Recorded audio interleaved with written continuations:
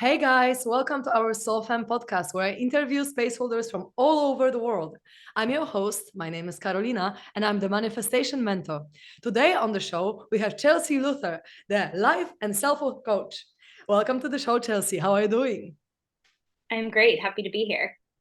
I'm really happy that you're here as well. And we're going to talk about interesting topics because we're going to touch upon sobriety and self worth and manifestation all at once. So it's really, really interesting. And I would love to start with this topic of drinking versus not drinking alcohol because I know that this is something that we have in common, and I'm really glad that we're actually touching upon it because I feel like many people don't even have awareness of how big of a shift it can be if you stop Yeah. drinking alcohol. So I would love to start by you sharing your story and your perspective on it. Like, why did you stop? When did you stop? What caused you to do it? And then what effects on your life did it have?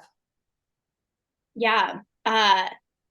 So my journey with looking at my relationship with alcohol is very connected to my business. So back in March of 2021, I was living in Costa Rica, and it was the first time I acquired a full book of clients. So I was ramping up my business. I was living in Costa Rica, and I was kind of drinking a lot. And where did you And I live? noticed Tamarindo.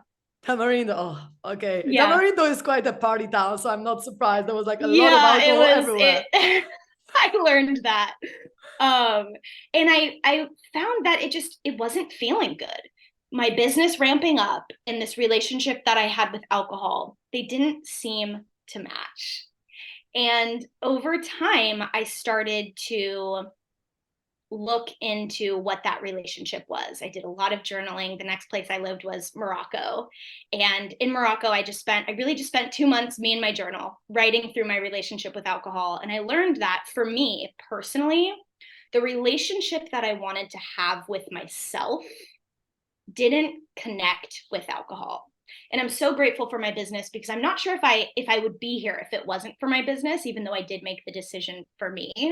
The business was really my catalyst. And so it took some time. I didn't jump right into sobriety. I did a couple stints here and there. I did 45 days off, and then I do, the dry January, the sober October. And what I would find is, Sober October. I love it. oh, have you never heard that? Oh, that is No, such a thing in America right now, which is awesome, right? It's great that these little sober stints are becoming trendy. that's And what I amazing. My birthday found, is in October, so that's absolutely ah, cool. perfect. I love it. That's amazing. Um, yeah, I found that for me, after those sober stints, I'd go straight back to the same relationship I had with alcohol. So I actually decided to do 100 days. In my mind, I'm like, maybe 100 days will be enough to change my relationship with it. But my relationship with alcohol has been built over the last 15 years. And so halfway through my 100 days, I'm like, you know what? 100 days isn't enough. I'm going to do a whole year. And a few months into my whole year, my sober year experiment, I was calling it, I realized this is how I want to live. This is the relationship that I want to build with myself, one that is clear. I feel more connected with my intuition, with spirit, with my business, with my friends, with my family, with myself. And so here I am, almost 8 months alcohol free, and I don't ever plan on drinking again. Wow, that's amazing. I'm so proud of you that you got to Thank this you. in your journey for real. Like for me, it's been quite a long time. If I can share my story about it as well, because I think last Please, I'd time I love to drank hear. was around like maybe 6 years ago. And when Wow. I drank last, maybe I was like 25 or so, yeah. And when I drank last, I drank 2 glasses of red wine. Like red wine is supposed to be healthy and it's all supposed to be good for you. And I drank 2 little glasses. I puked the whole night. I had like dry skin on Wow. my face, dry skin on my body, like on my hands and everything. And I was just like, and then I heard my higher soul speaking to me while I was just puking. My higher soul was like, yeah, you chose this. Like this is the reality. Like you choose something, you choose the consequence. I'm like, okay, I get it. I should not drink. All right, like I get it now. All right, you don't have to just freaking poke me, like because yeah, my soul can be sometimes like quite a quirky and a just funny voice in myself. But yeah, before that, it's actually interesting what you mentioned because I started my spiritual development journey, but then I still didn't really have as much connection to my body. So I ate meat, I was drinking alcohol, and then slowly I quit eating meat. I quit, eating fish and other like seafood and whatever, cheese afterwards and everything. And then with alcohol, I actually met a person who was doing a lot of qigong and meditation. And I started dating him, and he didn't really like that I drink. When I started my master thesis, like it was normal to just drink all the time, because in Denmark where I studied, it's like Friday bar, super cheap beer, and just everyone gets drunk and everything. But my boyfriend at the time did not really approve it. I'm like, okay, let me drink like once a month. And then for like 3 or 4 months, I drank once a month. And then I went to New Year's Eve party. I'm like, okay, I'm gonna drink a little bit on New Year's Eve. But then afterwards, after New Year's Eve, I'm like, I don't actually really need that anymore. Like, I'm just going to stop for however long. And then after that, I think I drank twice or 3 times, which the last time of that was like 6 years ago. So I've been not drinking for maybe like that much for like 8 years. But before that, I was like the first person drunk. Like I was drinking I'm from Poland. Okay. So let's right. let's say this, like Polish people have blood sucked with the mother's milk. Like it's alcohol in the blood, like we are just like we're just a nation of vodka. So that's just simple as that. You are So known to be vodka drinkers. we are known.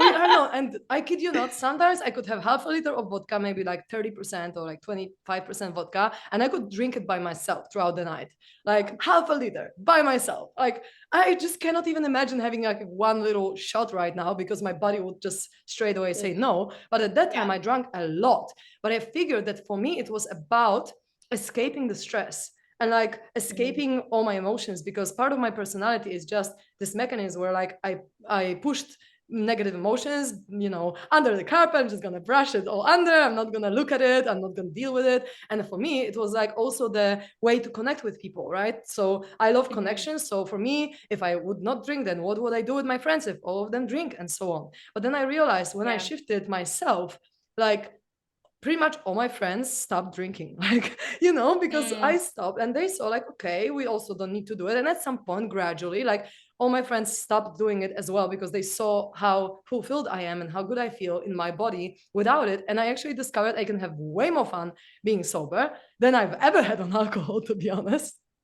And it's just been like such a crazy journey. And I'm curious to know, from your perspective, like, how does it affect us specifically, or how does it affect you? Because like you have a comparison before when you drank, more, and now that you don't, like, what's the biggest difference that you see? Like, how did it affect you to drink? For me, I think it's important to note that my last few years of drinking wasn't heavy drinking. It was what you'd consider very normal drinking for late 20s, early 30s female living in New York City. And still, I found that even just after, like you said, 1 or 2 glasses of wine, I'd wake up the next morning and I wouldn't be hungover. I wouldn't be throwing up like your experience, but I'd just kind of feel blah. A little bit more tired, less creative, not as excited to do my job. And I love what I do. And I just knew I didn't want to live a life that felt meh. You know what I mean? Yeah. So stopping drinking, a few things I've noticed. I feel more alive. And I think it's important to note that alive is a full spectrum of emotions, right? So I don't just mean I feel rainbows and butterflies, joy, gratitude, and happiness all the time. Like I'm feeling all of my feelings, and I'm a feeler of feelings already. So it's been intense and so beautiful, because I do believe that your capacity to hold space for the lows only allows more capacity to hold space for the highs. 100%. And I've noticed that. I've experienced some pretty intense emotions on both ends of the scale, and that is something that I'm so grateful for, and I feel more connected to myself because of that, more connected to my intuition and to spirit. And the other thing that I've noticed is just a heightened level of awareness. Again, I think it's important to circle back on the fact that I was not heavy drinking all the time. I would drink 1 or 2 nights a week, a couple glasses of wine. Every once in a while, I'd like go for it and party, but not often these last couple years of drinking. And still, stopping has created so much more awareness for me. And with awareness comes discomfort. right? Like, again, I'm not saying it's been all rainbows and butterflies. I feel like stopping drinking has allowed me to kind of fast track my healing. I feel like uh, what I explain to my clients is healing is, we have dormant energy in our bodies. And that dormant energy is past trauma, pain from what we saw, heard, and experienced in childhood, our emotional triggers, etc. It just kind of lies dormant here. And maybe we could skate through life without noticing it, but it's just this weight that keeps us weighted down. So when we step into this journey of healing, we have to pick up that weight. So when we go to pick up that dormant energy, it feels heavier at first because you're finally picking it up. And that's why so many people stay stuck, because they start the healing journey, they pick up that weight and they're like, shit, this is heavy. I don't want to do this. This feels worse than I was feeling before. If you keep going though, you get to move that stuck energy out and you heal it. And then your baseline level of happiness, of peace, of contentment, whatever it is, it raises because you are getting that energy out and you are feeling lighter.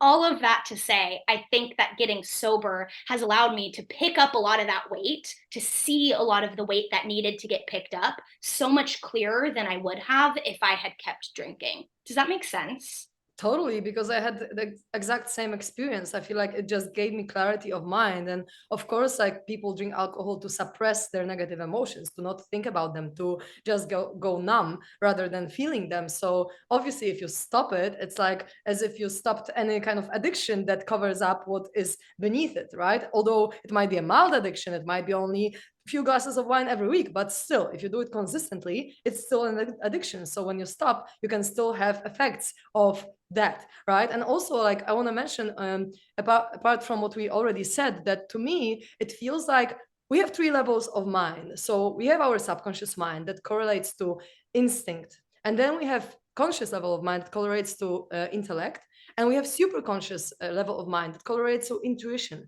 And to me, how I see alcohol is that alcohol numbs the conscious mind, and we act based on our instinct, based on our subconscious mind. That's why people get aggressive, people get, more like we're governed by the automatic program, by our instinct, how we would act just instinctively.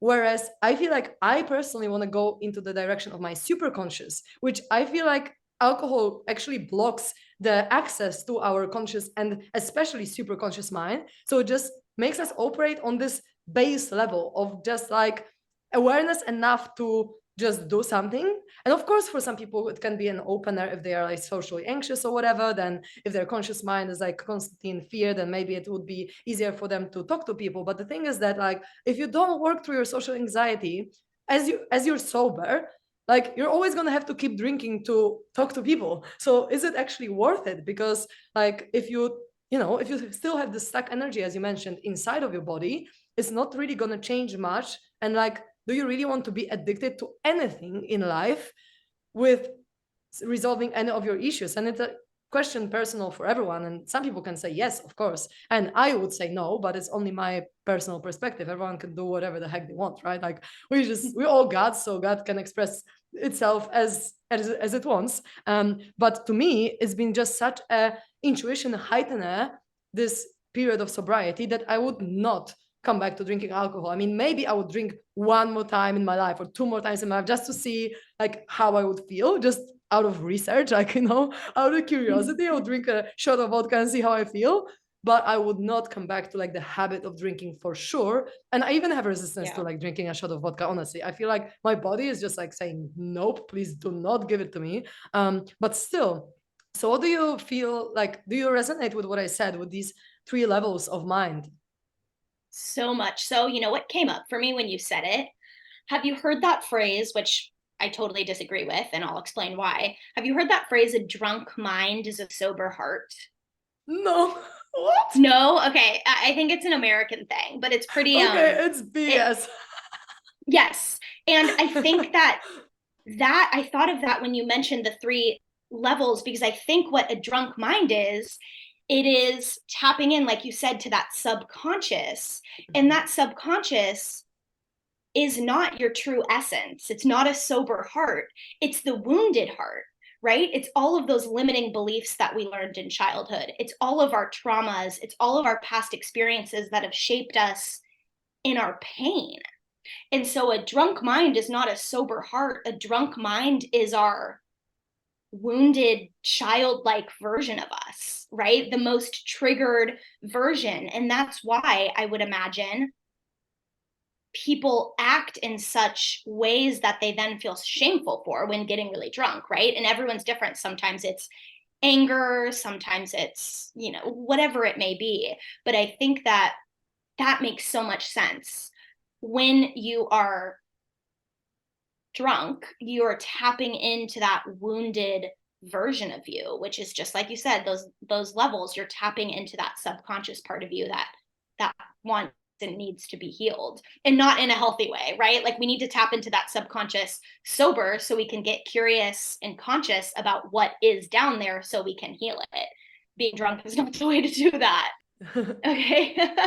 Yeah, I'm wondering if that makes sense, like connecting it to that phrase, a drunk mind is a sober heart, and really like a drunk mind is a wounded childlike version of you.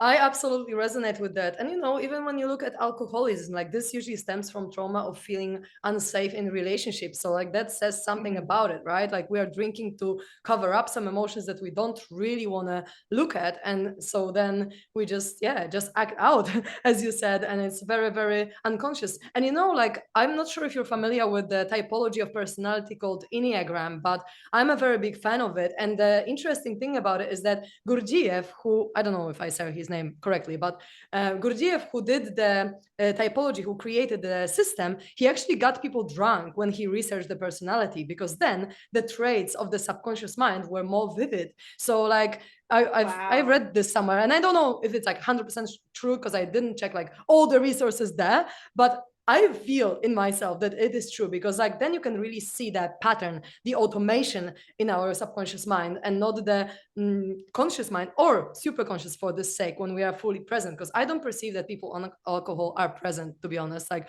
I feel they are absent. Like I can't connect to them. Even now, I avoid places where people get super drunk or even like a tiny bit drunk, because I feel like I just cannot connect. Like there is just, I don't know, the consciousness is different, and I don't judge them. Like they can do whatever they want, but I personally, not by not drinking and not wanting everyone to just step on me or just like push me or whatever, because these people have no awareness if they just will like slap me with something by accident or whatever.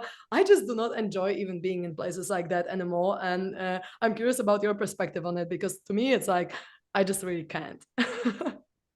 Yeah, I get that. I'm kind of like relearning what my social life is like in a sense. And I feel like, I still have many friends who drink, and I find that I still enjoy like going to a bar and hanging in that scene, getting a mocktail or just a sparkling water, as long as I'm around people that I feel deeply connected to already.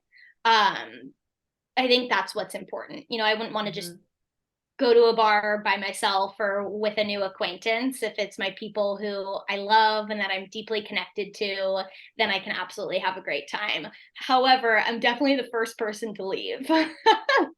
That's definitely something I've noticed, which I don't mind, right? Like I call me Cinderella when the clock strikes midnight. I'm in bed. That's interesting, right? And I feel like if the people are gonna stay, they're gonna stay. If not, there's gonna be misalignment. They're gonna attract more people who maybe don't drink, and you're gonna find alignment there. It's always like a journey. The more we grow and the more unconscious stuff we discover, we shift our energy so much that people will come and go, and it's a very natural process. I think, if you shift a habit like this, like in Poland, it's like, oh my God, you're Polish and you do not drink. It's like, such a big thing, and I'm like, yeah, I just care about my health too much to put poison in my body. Like I'm sorry, but I perceive it as poison. Like that's how my body reacts to it. It may be for someone else it's not. For me it is. It feels like it. So it's a pretty interesting thing. And how do you feel that drinking alcohol is linked to self-worth and our self-concept? Yeah, I do think it's different for everyone. So I want to speak for myself. I have noticed personally that I think a lot of self rebuilding your self-worth, I think so much of that is attached to relearning how to talk to yourself, right? It's so common for us to meet ourselves with judgment and shame, and meet our emotions with judgment and shame. And I find that self-worth is about learning how to let go of that and meet yourself and meet your emotions with compassion. Even if your emotion is something you'd label negative, right? Can you meet that emotion with compassion instead of piling more negative emotion on top of it? Right? Like, I'm sad, and then I'm going to be mad at myself for being sad, and then I'm going to feel ashamed of myself for still being sad, et cetera, et cetera. So I believe that a lot of building self-worth is that, right? Learning how to let go of those extra layers of judgment and shame and simply meet your experience with compassion. And it is a lot easier for me to lean into that practice when I'm completely clear and alcohol free. Does that make I resonate with sense? that. Yeah, totally. I resonate with that as well because like I feel like I just have more self-awareness when I do not drink. Like I can see things about myself clearer, just simply. And I feel like it's also because I'm tapping into more of my higher mind, and which for me at least alcohol blocked before in the past, and I'm super super grateful to be alcohol free. And how do you feel like the alcohol drinking affects the manifestation powers? Because manifestation is my jam, so I would love to talk about manifestation versus alcohol. Yeah, for sure. So I'd actually be super curious to hear your take on it then. I think, in its most basic terms, for me, kind of the same thing with self-worth, right? I feel clearer, and it's easier for me to meet myself with compassion when I am alcohol free. And so if it's easier for me to meet myself with compassion and build my self-worth, well, then my thoughts and my feelings and my way of being is higher frequency. It's a higher vibe, right? I feel stronger about myself. I feel stronger about my experience. My thoughts are clearer. My thoughts are more positive. I feel more capable, and I feel in control of my emotions. Not to say that some emotions don't feel intense, but I feel in control of my emotions. And that's manifestation, right? Like, what's as within, so without. Your thoughts, your feelings, your way of being is what affects your external reality. So when I'm clear, when I'm alcohol free, my thoughts, my feelings, and my way of being is more compassionate, it's more clear, it's more capable, it's more trusting. Therefore, I'm able to consciously manifest at such a higher level. Does that make Mm. sense? Totally. And I feel the same. Like, as you said, for me, it's about focus as well. Because awareness is Mm, one thing, but also focus. I feel like I can focus way more when I don't drink. It's just I can stay present. I can meditate easier. I can visualize easier. I'm more tapped into my heart and my feelings and myself, my true essence, not my programs, not my concepts, not my personality type, but actually who I am. And actually, I just want to mention this one thing. When I drank, I told you I drank like once a month, then I quit, and then I drank maybe after half a year or so. And literally, I was developing and meditating a lot at the time, and so on. And then when I drank, I literally behaved as if I just went back like few years before, and I acted as if I was like 17 years old or like 20 years old. In the exact same right. patterns came up, like the exact same personality, just automation in my subconscious mind just came up, and I was just like, dancing on the tables because I was like a crazy party girl before, like, just going crazy, dancing everywhere. And I love dancing still, and I love dancing on the table still. But like, oh, my point is, I just like went crazy, and I was Right. just so like constantly extroverted and constantly like fun. And it felt just like not like a trap, but like just a program. It felt like it's going by itself, and I don't have any awareness. I don't have any presence with it. It just goes as it was programmed in childhood to go. And after that, I was like, oh my God, I literally acted like a 6-wing 7 Enneagram type that evening, like completely. Whereas normally, I don't act like the type anymore because I have so much self-awareness and manifestation powers and everything and tools and everything to not be a program, to actually be conscious in every present moment, to act as I want to act rather than what my subconscious mind tells me to do. And at that point, I literally could not direct it. Like I could not direct myself. It was just like as if something was off, and just the automation goes on. So for me, this awareness, the clarity, the focus, the vision, the ability to visualize as well, I feel. Because like I feel like alcohol affects the pineal gland and our brain as well, because it's a toxin. Like whether you want it or not, it's toxic for our body. So when we put it in our blood and in our brain, like it fogs it, to me at least. That's my perspective on it, right? So I can visualize better and be clearer with my focus and with my meditation when I don't drink, I found. So yeah, that's my take on it. Yeah, I think that makes a lot of sense. I definitely resonate with that. Yeah, and so I would love to just touch upon the topic of self-worth by itself, because you're a self-worth coach and I talk a lot about self-worth as well, also because I work with a lot of high achievers, and these are usually people in Enneagram number 3, which is an achiever type, which is the biggest issue there is like I'm not enough, like I'm not good enough, right? So it's an issue for everyone, I feel, but especially for high achievers I found that this is a very core deeply ingrained belief. And I'm curious to know, what are your ways of working with self-worth apart from self-talk? Because you already mentioned self-talk, just changing it from like negative self-talk to compassion and positive self-talk. And do you have any other tools that you found the most effective and the quickest that were working for you and your clients in this area? Yeah. Before we talk other tools, I do want to circle back on that practice of compassion, though, because I believe that that is the most important tool that we have in order to transform our relationship with ourself and our self-worth. And the way that I practice that with my clients, it's first to recognize what it is that we already do. And that is pile pain on top of pain, right? So if I am experiencing, and I already kind of touched on this, so I'm going to repeat myself, but if I'm experiencing anger, right? This is the pain I'm experiencing, anger. And then I get mad at myself for being angry, and I get embarrassed at myself for acting angry, and then I feel ashamed of myself for acting angry, and we're just piling pain on top of pain, and that builds a wall. And humans are amazing beings that are capable of so much, but I have never seen anyone walk through a wall.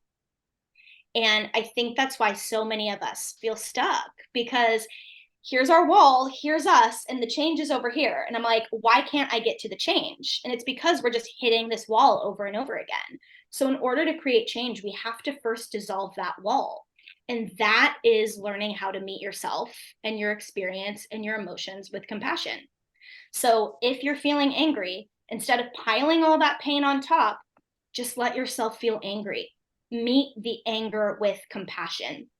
And the question that I have my clients ask themselves as a practice over and over again to cultivate compassion is, excuse me, what do I need to say to myself in this moment? Or you can say, what do I need to say to whatever emotion, right? What do I need to say to this anger? Or what do I need to say to myself in this moment in order to feel seen and loved and validated? And sit with that question and actually answer it, and take a moment to say those things to yourself. And that is the most, I believe, powerful tool to create a new relationship with yourself. And it's a practice, right? So it's being willing to sit in that practice time and time again, over and over again, every single day throughout your day. Does that make sense? Totally. I love this question. I love also asking the question that my mentor, Theo Swan, says about self-love. Like, what would someone who loves themselves do in this situation? That's also another one that I absolutely love. And I love your question as well, because then when we wait for the answer, our heart, our superconscious mind, our intuition or soul, or whatever you want to call it, God, divinity, like universe, will answer this question. And when we answer this question and we give ourselves what we need, then the magic can happen, because we are meeting our own needs that were not met in childhood experiences right now for ourselves. We are being the parent that we were lacking, or that caregiver that we were lacking, and we can give ourselves the love and the worth, although you cannot really give anyone worth, but you can make someone feel worthy for sure, that we inherently are, but we just forget about it sometimes.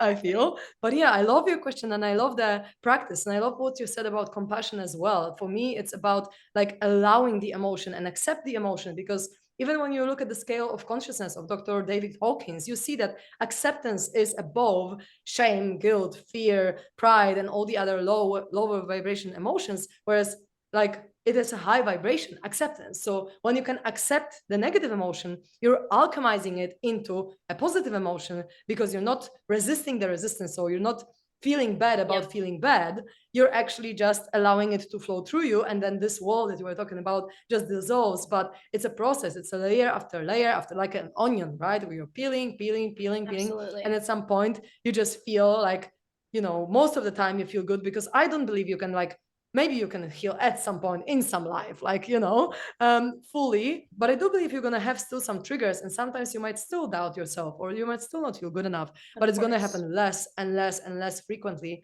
the more healing work you do. Do you resonate with that? I absolutely do. Yeah, I always say that the goal is not to feel healed and feel like life is rainbows and butterflies all the time. It is a constant journey that we are on. And I don't think we ever necessarily escape that root of I am unworthy, right? We heal it over time. And like you said, it shows up less. And when it shows up, it's much less emotionally heightened, and we know how to move through it.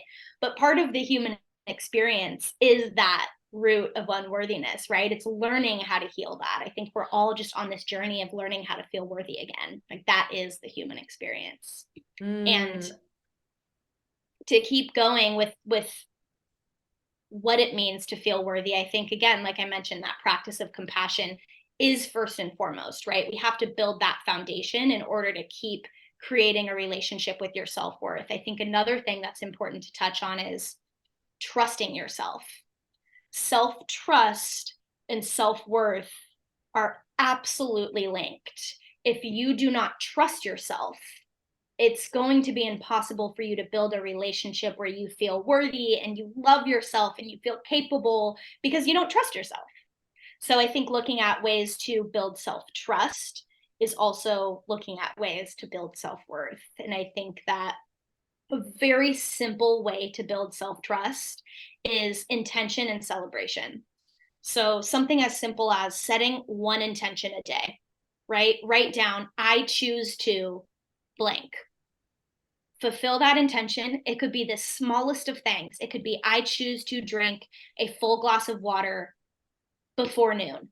It could be that simple. But you set the intention, you follow through on that intention, and you celebrate the hell out of yourself for doing so. And that builds self-trust over time, right? It's the practice that you stay consistent with.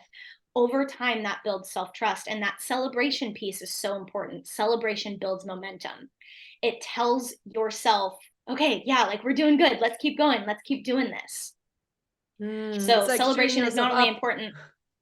Yes, exactly. It's not only important to build momentum, but it's also important to your self-worth, right? In order to feel worthy, we have to be willing to celebrate ourselves. We have to be willing to pause and be proud. Otherwise, we're just chasing milestones, right? It's like, well, I got to hit this goal. And once I hit this goal, I don't even care. I just got to hit the next goal. And that is not a space of feeling really worthy, right? When you feel really worthy, you are able to slow down and celebrate yourself and feel proud. That's beautiful. And I would love to add to that also. I feel like to me, self-worth is a lot about self-love. And self-love is built when you really follow your heart, when you really follow what you truly want and your highest fulfillment, rather than what your mind tells you that makes sense. Because like, and I also just link it with all these high achievers that I worked with, right? Because they achieved so many amazing things, but still they did not feel worthy. So it's not about what you do, it's about how you feel, and how you feel is connected to your heart. So when you can tap into your heart, really breathe with it and ask it questions like, okay, what does my heart want to do right now? Or, what does love want to create through me right now? Or things like that, just connecting to your heart chakra and to the other divinity within you, and just other, let's say, messages that you can get, not from the mind, but from the superconscious mind, right? Not from the intellectual mind and conscious mind. And so for me, following my heart and what I really desire has been also building my self-trust, first of all, because I trusted my heart more and more. And then self-confidence and self-worth as well. Because like, if I just, chip away all these patterns of thinking, okay, I have to look in a certain way to be worthy. I have to do certain things to be worthy. I have to do this and then I just follow what my heart tells me, my joy, my fulfillment. Then it's like, I just strip it all away. And then I'm just like, okay, now we can live a life. I love that. And I could not agree more. Like, it doesn't have to be so serious, right? Like, what feels good in this moment? How can I bring some small joy into my life? What can I do to make myself laugh? How can I feel good? It doesn't have to be so serious. We're allowed to keep it simple. It's allowed to be easy. Amazing. I absolutely love that. So this is a great part to finish our talk about self-worth in here. And I will ask you just one last little question for everyone who resonates with you a lot and they would like to follow you and continue the journey with you. What's the best way to find you? Yes, absolutely. Instagram. My Instagram handle is TY_gratitude. My business is called Thank You Gratitude. I'm a firm believer that gratitude is one of the most important tools we have to transform our lives. And yeah, shoot me a DM, follow me, and I love connecting with new people. Amazing. Thank you so much, Chealsea, for being with us. It's been such a great conversation, so inspiring for me, and I'm sure for the others as well. So sending you much gratitude for today. I feel it and I send it right back to you. It's been such a pleasure to connect. Thank you. Thank you so much, beautiful souls, for being with us, listening to us. It's been such a pleasure to run this podcast and all the other podcasts for you as well. So stay with us. You can find this podcast on Spotify, YouTube, all other podcast platforms as well. And if you'd like to connect with me and learn more about manifestation tips and tricks, and maybe get some coaching from me as well, you can find me on Instagram. My name is Karolina with K, and then Kuraj. In Polish, it's Kuraj. People say Kuraj usually, so that's classic. So you can find me on Instagram, and our podcast is on Instagram as well as We Are SoulFam. So thanks a lot, my darlings. Have a wonderful rest of your day.